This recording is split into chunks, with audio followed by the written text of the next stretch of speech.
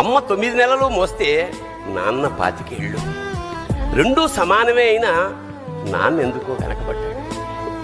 ఇంట్లో జీతం తీసుకోకుండా అమ్మ, తన జీతం అంతా ఇంటికే ఖర్చు పెడుతూ నాన్న, ఇద్దరి శ్రమ సమానమే అయినా అమ్మ కంటే నాన్న ఎందుకో వెనకబడ్డాడు. ఏది కావాలి అంటే అది వడ్డీ పెడుతూ అమ్మ, ఏది కావాలంటే అది కొని పెడుతూ నాన్న, ఇద్దరి ప్రేమ సమానమే అయినా నాన్న ఎందుకో బాగా వెనకబడ్డాడు. ఫోన్లోనూ అమ్మ పేరే, దెబ్బ తగిలినప్పుడు అమ్మ అని పిలవనే, అవసరం వచ్చినప్పుడు తప్ప మిగతా అప్పుడు గుర్తురానందుకు నాన్న ఎప్పుడైనా బాధపడ్డా? అమ్మకి అన్నో కొన్నో బంగారు నగలు, నాన్నకి బంగారం అంచున్న పట్టు పంచొకటి.